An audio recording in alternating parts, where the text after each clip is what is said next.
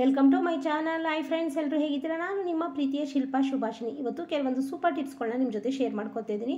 ಸಾಮಾನ್ಯವಾಗಿ gold chain ಅಥವಾ artificial ಚೈನ್ಗಳನ್ನ ನೀವು ವೇರ್ ಮಾಡಿದಾಗ ಅದ್ರದ್ದು ಹಿಂದೆ ತಿರ್ಪಿ ಇರ್ತಾರ ಉಕ್ಸ್ ಥರ ಇರುತ್ತಲ್ಲ, ಇದೇನಾಗುತ್ತೆ ಕೂದಲಿಗೆಲ್ಲ ಅವಾಗ ಸಿಗಾಕೋತಾನೆ ಇರುತ್ತೆ. ಮತ್ತು ಕೆಲವೊಂದು ಸಲ ಮಕ್ಳಿಗೆ ಹಾಕಿದಾಗ ಅದ್ರೊಳಗೆ ಅದೇ ಬಿದೋಗ್ಬಿಡುತ್ತೆ ಚೈನು.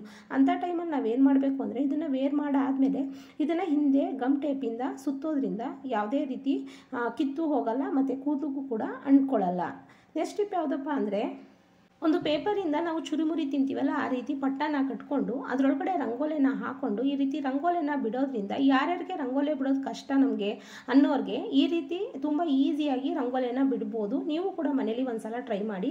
ಈ ವಿಡಿಯೋನ ಎಲ್ಲೂ ಕೂಡ ಸ್ಕಿಪ್ ಮಾಡ್ದಾನೆ ಎಂಡಿಂಗ್ವರೆಗೂ ನೋಡಿ ಅಂತ ಕೇಳ್ಕೊತೀನಿ. ಹಾಗೆ ಯಾರೆಲ್ಲ ನನ್ನ ಚಾನಲ್ನ ಸಬ್ಸ್ಕ್ರೈಬ್ ಮಾಡ್ದೇ ನೋಡ್ತಾ ಇದ್ದೀರಾ, ಪ್ಲೀಸ್ ರಿಕ್ವೆಸ್ಟ್ ಮಾಡ್ಕೊತಾ ಇದ್ದೀನಿ, ನನ್ನ ಚಾನಲ್ನ ಸಬ್ಸ್ಕ್ರೈಬ್ ಮಾಡಿಕೊಂಡು ನಂಗೆ ಸಪೋರ್ಟ್ ಮಾಡಿ. ಯಾರು ಕೂಡ ನನ್ನ ಚಾನಲ್ನ ಸಬ್ಸ್ಕ್ರೈಬ್ ಮಾಡ್ಕೋತಾ ಇಲ್ಲ, ಪ್ಲೀಸ್ ರಿಕ್ವೆಸ್ಟ್ ಮಾಡ್ಕೊತಾ ಇದ್ದೀನಿ, ನನ್ನ ಚಾನಲ್ನ ಸಬ್ಸ್ಕ್ರೈಬ್ ಮಾಡ್ಕೊಂಡು ನನಗೆ ಸಪೋರ್ಟ್ ಮಾಡಿ ಅಂತ ಕೇಳ್ಕೊತೀನಿ. ಹಾಗೆ ನಿಮ್ಮ ಫ್ರೆಂಡ್ಸು ಫ್ಯಾಮಿಲಿಗೆ ಶೇರ್ ಮಾಡಿ, ಕಮೆಂಟ್ಸಲ್ಲಿ ಹೇಗಿತ್ತು ಅಂತ ತಿಳಿಸಿ.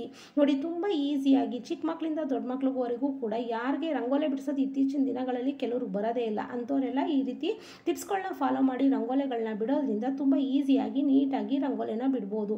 ನೀವು ಕೂಡ ಮನೇಲಿ ಒಂದ್ಸಲ ಟ್ರೈ ಮಾಡಿ. ಎಷ್ಟು ತುಂಬ ಚೆನ್ನಾಗಿ ಇದನ್ನು ಕೆಲವೊಬ್ಬರು ಬಾಳೆ ಎಲೆಯಲ್ಲೂ ಮಾಡ್ತಾರೆ, ಪೇಪರಲ್ಲಿ ಮಾಡ್ತಾರೆ, ಮತ್ತು ಪ್ಲಾಸ್ಟಿಕ್ ಕವರಲ್ಲಿ ಮಾಡ್ತಾರೆ. ಕೆಲವೊಂದು ವೇಸ್ಟ್ ಗಮ್ ಬಾಟಲ್ಗಳಲ್ಲಿ ಮತ್ತು ನಾವು ನೀರು ಕುಡಿಯುವಂಥ ಬಾಟಲ್ಗಳಲ್ಲೂ ಕೂಡ ರಂಗೋಲಿನ ಬಿಡಿಸ್ಬೋದು. ನಾನು ಹಲವಾರು ವೀಡಿಯೋಸ್ಗಳನ್ನ ನಾನು ಮಾಡಿದ್ದೀನಿ, ಬೇಕು ಅಂದರೆ ಹೋಗಿ ನನ್ನ ಚಾನಲಲ್ಲಿ ಚೆಕ್ ಮಾಡ್ಬೋದು. ಎಷ್ಟು ಚೆನ್ನಾಗಿ ನೀಟಾಗಿ ನೋಡಿ ರಂಗೋಲಿ ಬರ್ತಾ ಇದೆ.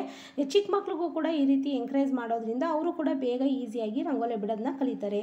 ನೆಕ್ಸ್ಟ್ ಟಿಪ್ ಯಾವುದಪ್ಪ ಅಂದರೆ, ನಿಮ್ಮ ಮನೆಗಳಲ್ಲಿ ಬಾತ್ರೂಮು, ವಾಶ್ರೂಮು ಮತ್ತು ಟಾಯ್ಲೆಟ್ ರೂಮ್ನ ಕ್ಲೀನ್ ಮಾಡಬೇಕು ಅಂದಾಗ ಒಂದೇ ಒಂದು ಬಟ್ಟೆ ಸೋಪ್ ಇದ್ದರೆ ಸಾಕು. ನೋಡಿ, ಈ ರೀತಿ ಬಟ್ಟೆ ಸೋಪನ್ನು ಒಂದು ಜಗ್ಗೊಳಗಡೆ ನೀರು ಹಾಕ್ಬಿಟ್ಟು ಸ್ವಲ್ಪ ಹೊತ್ತು ನೆನೆಸ್ಬಿಟ್ಟು ಅದನ್ನು ಬಿಸಿಲಲ್ಲಿ ಒಣಗಾಕಿ, ಸೋಪನ್ನು ಇಲ್ಲ ಅಂದರೆ ಉಂಟೋಗ್ಬಿಡುತ್ತೆ. ಅದಕ್ಕೆ ಸ್ವಲ್ಪ ಅಡುಗೆ ಸೋಡಾ, ಸ್ವಲ್ಪ ಉಪ್ಪಿನ ಪುಡಿನ ಹಾಕ್ಕೊಂಡು ನೀಟಾಗಿ ಎಲ್ಲನೂ ಕೂಡ ಮಿಕ್ಸ್ ಮಾಡಿಬಿಟ್ಟು ನಾನಿಲ್ಲಿ ಬಚ್ಚಲನ್ನ ಉಜ್ಜೋದು ತೋರಿಸ್ತಾ ಇದ್ದೀನಿ.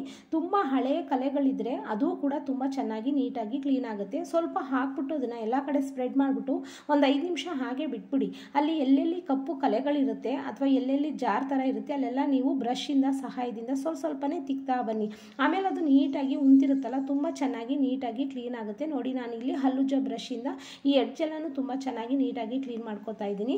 ನೆಕ್ಸ್ಟ್ ಬೇರೆ ಬ್ರಷಿಂದ ಎಲ್ಲ ಬಚ್ಚಲು ಮನೆಯೂ ಕೂಡ ನೀಟಾಗಿ ಉಜ್ಜುತ್ತಾ ಇದ್ದೀನಿ. ತುಂಬ ಚೆನ್ನಾಗಿ ಫ್ರೆಂಡ್ಸ್, ಯಾವುದೇ ರೀತಿ ಹಾರ್ಪಿಕ್ ಬೇಕು ದುಡ್ಡು ಕೊಟ್ಟು ಬೇರೆ ಅಂಗಡಿಯಿಂದ ತರಬೇಕು ಅಂತ ಏನಿಲ್ಲ. ಮನೇಲೇ ಒಂದು ಬಟ್ಟೆ ಸೋಪ್ ಇದ್ದರೆ ಸಾಕು, ಅದರಿಂದನೇ ಕೂಡ ನಾವು ನೀಟಾಗಿ ಕ್ಲೀನ್ ಮಾಡ್ಕೋಬೋದು. ಯಾಕಂದರೆ ಅಡುಗೆ ಸೋಡಾ ಹಾಕಿದ್ದೀವಿ, ಉಪ್ಪು ಹಾಕಿದ್ದೀವಿ, ಅದು ತುಂಬ ಕ್ಲೀನಿಂಗ್ಗೆ ತುಂಬ ಯೂಸ್ ಆಗುತ್ತೆ. ನೋಡಿ, ಈ ರೀತಿ ಗೋಡೆಗೆ ಹಾಕಿದಂಥ ಟೈಲ್ಸು ಕೂಡ ತುಂಬ ಚೆನ್ನಾಗಿ ನೀಟಾಗಿ ಕ್ಲೀನ್ ಆಗುತ್ತೆ.